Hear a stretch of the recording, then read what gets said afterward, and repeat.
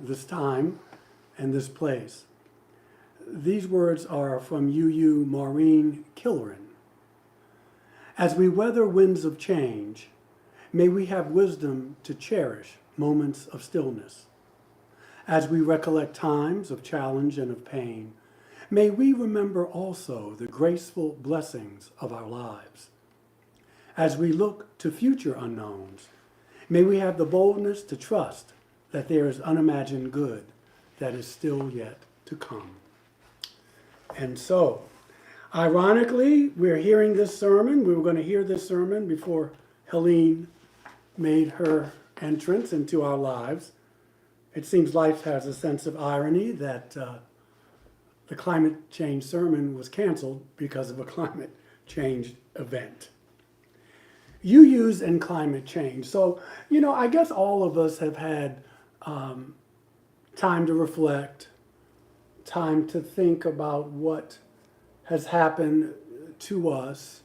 And one of my favorite things about Unitarian Universalism is the unique way that we approach our philosophy of life, the unique way in which we approach our faith. Because when we gather together to congregate, to worship, it doesn't just stay inside the walls of our church. We go out into the world. And as I see it, climate justice and our faith are interwoven so tightly that they cannot really be separated. Upholding our faith goes hand in hand with advocating for the earth on which we live. And our seventh principle calls for us to respect the interdependent web of all existence. And so the question becomes, obviously not for those who are already doing the work, the personal work of evolving, the personal work of carrying that evolution out into the world, but collectively speaking, because we don't live on an island, how do we do that if we are also slowly suffocating that web along with our only home? Our sixth principle calls for peace and liberty and justice for all. How can we achieve that while pumping toxins into the air that we must all breathe? How can we achieve that when we fill our waters with plastic and pollutants? How can we achieve that when we watch ourselves steal others' right to a livable world right out from under them? Our faith seeks to promote equality and justice and meaning that the damage climate change is causing, it's the antithesis of what we say we actually believe in. And so climate change is unjust because fossil fuel burning and other types of air pollution are creating an unbreathable atmosphere. And because communities of color breathe only, how can I put it, 40% more polluted air is in communities of color than it is with our white counterparts. Climate change is unjust because the countries that contribute the least to the human race's carbon footprint are the very same countries that are suffering from it because of what the developing nations are doing.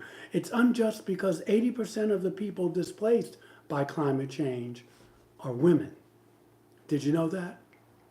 And it's unjust because the life that many of the most fortunate people are now living, people like you and me, a life with clean water, breathable air, and accessible food, is a life that their children, our children, may not ever get to experience. Humanity has faced crises since we've been on the planet, throughout our existence, but the climate crisis may be, we could argue, the most threatening yet. Yes, there's nuclear annihilation, and we seem to be wanting to push that as well, but climate change is up there. We consider ourselves intelligent. We consider ourselves an intelligent species, yet it's not the whales, it's not the sea turtles that are filling the waters with waste, or the Amazon wildlife cutting down our forest. No other species works so actively to destroy their only home. and no other species must now work to stop it. While other species have not been able to see their extinction coming, we as human beings, we have the ability, I don't know if we have the will, but we have the ability to see the future, or rather the potential lack of it. If only we pay attention. I found a video that was put on YouTube in 2015 by a native brother, Oren Lyons. He's a member of one of the nations up in New England, I forget. And he put a video out called "The Storm is Coming." It's very powerful. And, you know, I want to give credit to Al Gore and these other brothers and sisters, but Aboriginal people have been telling this story for thousands of years, for millennia. And no, I don't want to hate on Al Gore. We seem to listen more when he seems to say it. He put a book out and what have you. But Native people have been telling us this since they've been on the planet. Anyway, he talked about the greed in Western culture. He talked about how much money do we need. He said all the money that we would be making, we'd be spending on FEMA. We'd be spending it on disaster services. We'd be spending that money for the Red Cross. Prophetic. And so I went to find it, and it had been taken down. Now, I don't know who took it down, but it seems that people do, it is an inconvenient truth, what we're doing to ourselves and the planet. And as much as we may perceive the climate crisis as threatening the lives of children not yet born, the truth is that their lives and our lives are already at risk. I don't have to say any more. You went through it with me, with other people. While we hear that we have 15 years left before major climate catastrophes, the reality is that that time has already started. Recently, in my life, and I believe many other people's too, environmental issues have become increasingly present and pressing on our minds and hearts. Plenty of people think that climate change is all about ice caps and polar bears, but the reality of it is so much more. Climate change is the fear that we have no future. It causes panic attacks and depression because some people believe there is simply no hope. The calculus is simple. I've talked to some people who have said to me, well, Michael, this is natural. This happens. This is what's been happening on the planet. And I can't argue that.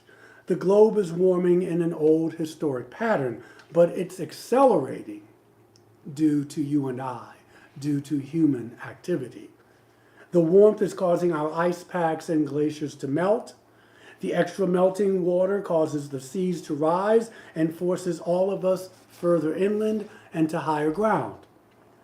Given the global warming going on everywhere, we can imagine that will continue, and it will continue, and eventually encroaching on many densely populated parts of the world. 40% of the world's population lives on or near the coasts.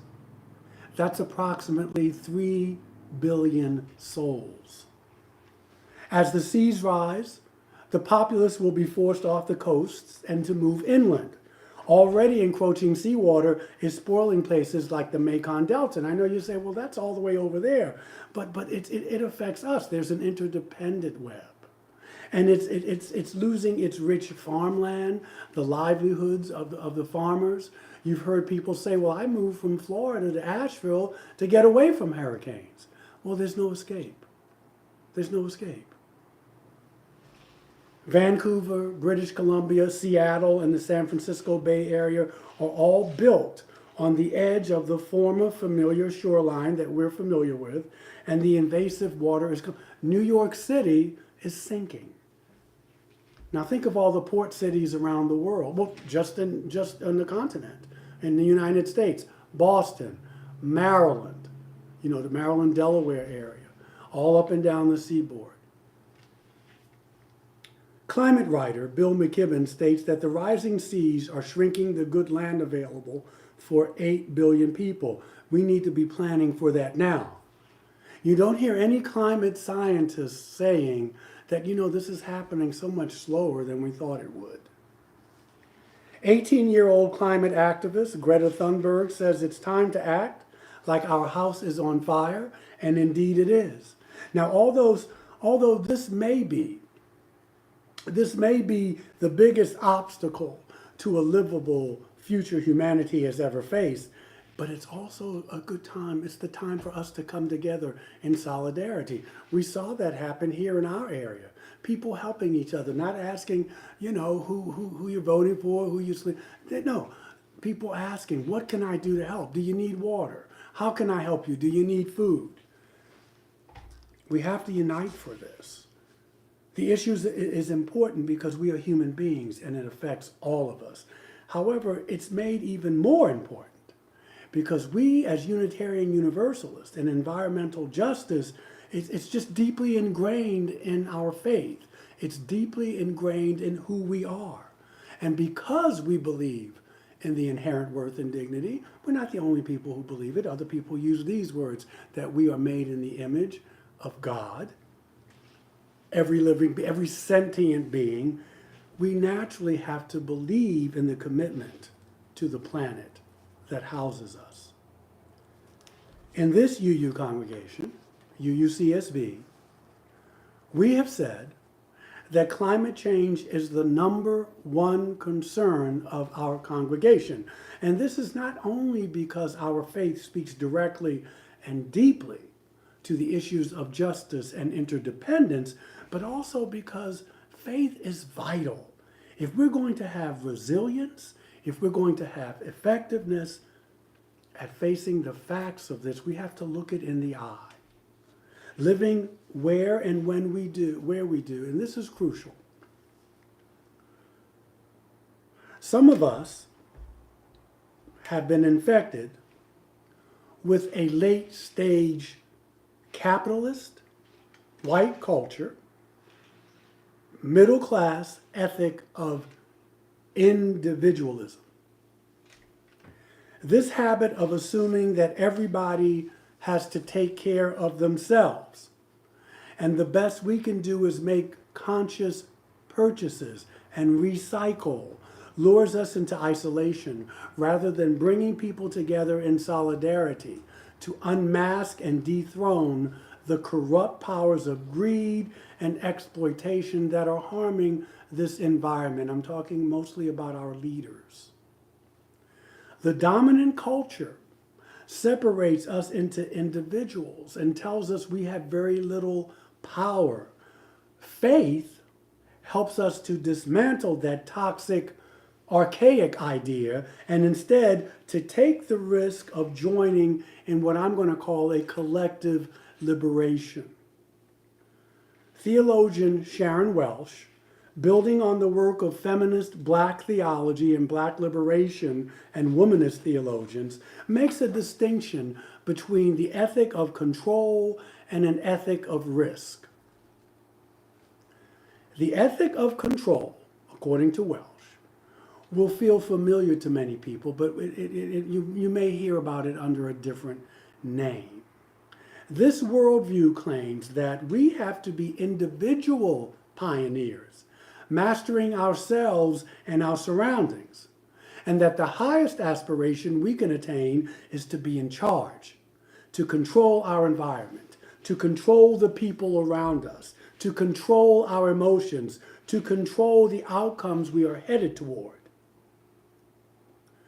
On the other hand, the ethic of risk asks us to be a part of a collective, to respect different ways of knowing and unknowing, different epistemologies is the fancy word, the philosophical word, different ways of knowing, to realize that solidarity, realistic assessment, and openness to heart and spirit means letting go of attachment to outcomes.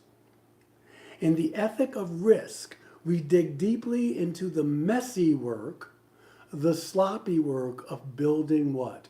Of building community, of listening with humility, of doing the right thing without assurance of success. Grounding ourselves in pluralistic community is essential. This is spiritual work. It's theological work because it reminds us that what? That we're not gods. We're not gods, and because it holds us accountable to our spiritual vision of interdependence. Living into an ethic of risk is scary, it's unpredictable, and it's difficult. It is embodied faith in action, which means we take chances, we sometimes make mistakes, and things do and will get messy. In witnessing and working for the planet, one of the ways to take chances is to join in coalition with what? With other institutions, organizations, faith communities, and constituencies, particularly those who are most affected by this pollution, this environmental peril, and climate change. And so the ethic of risk comes into play in letting go of ideas about the right way to do things. This is the right way to do it. This is the most important step, or who should be in charge. We witness to this and we connect the dots when we acknowledge that all the oppressions are linked. I try to stress that. Some people, climate change is not their thing. Maybe it's race. Maybe it's feeding the hungry, hunger insecurity. But it doesn't matter because we're all going towards the same place. You just pick where your passion lies. And we witness this when people of faith and leaders from the most impacted communities come together to bear witness to the environmental devastation, the institutional racism, the war economy, systematic poverty, and the connections between all of those things. UUs and people of many faiths who are poor and are people of color or disabled have found that they are finding their voice and their place in a way that has not always been welcomed in other movements. For those of us with relative privilege, it is not our leadership or our strategy or our knowledge that is needed most. It is our support and our attention, and I would add, our humility. Listening and following has not always been easy when for those who have been trained for their entire lives to take charge, to interrupt, to assume that our education makes us the experts. That may be a different way of working than some of you are used to. Those who are motivated to show up because environmental devastation is close to their hearts, they're just asking for solidarity. There are many good people working across divisions for a better world, and they all have worthy and ambitious agendas. Showing up anywhere when we don't know what will happen can be difficult. An ethic of risks asks us to let go of control. So it's more of a we than a me kind of thing going on, that kind of energy, to take a chance on liberation, because as cliche as it sounds, none of us is free unless all of us is free. And so when it comes to action on this planet, this spiritual discipline of humility becomes very important, especially for us as adults. Young people, who we talk bad about, generation this, generation that, they don't know what we know, they don't listen, they're always on their phones. That's not for you to worry about. People said the same thing about us when we were coming along. Young people are bringing a commitment and a sense of urgency to a prophetic witness that is much needed. Young people are telling us hard truths. You're going to love them, you're going to want them to vote. You're going to want them to vote, especially if the vote goes your way. It is incumbent on those who are older to work alongside and in support of younger people who are responding to climate change, not to talk over them. Their experience matters. Age is one of the privileges we need to be conscious of as we build our coalitions. UU congregations are, as institutions and communities, we come from relative privilege. Not all of us are white. Not all of us are wealthy. Not all of us are able-bodied. Not all of us are educated. But because we have among us a higher than average level of all those privileges, we collectively have power that we can either harness or we can dissipate into denial, despair, and our isolated efforts because we know what's better. We leverage our collective power when we are generous with our gifts of time and talent and treasure and support. When we're able to let go of our egos and the individual whims in order to channel a collective spirit into what? Into shared values, shared power. When we can put enough trust in the institution of the congregation that we have something to bring in, that's our interfaith organizing. When we follow the lead of our interfaith partners who are most impacted by threats to the environment and their dignity and health. Our living religious tradition reminds us that we are in this together. Unitarianism suggests that we are one in spirit. Universalism suggests that our destinies are what? Are braided together, are intertwined. So the mystery of the interdependent web is that what any of us does affects all of us, yet you as an individual need not take sole responsibility for the fate of the world. That should give you some relief. You don't have to do it all. You don't have to save the world. Whether your gift in community is advocacy in the halls of power, building coalitions, creating inspiration with art and music, that is important. Or sustaining a place that can provide spiritual and emotional renewal to those bringing their work into the world. I say bless you. Bless you. Remember to stay connected to this faith. Stand by Unitarian Universalism. Stand by this faith. Remember to risk collaboration, humility, and uncertainty. Remember to return here, especially November 3rd. But remember to return here as we care for one another, as we continue to do that. We continue to care for one another in the midst of transforming ourselves and our world. Right? See you next week.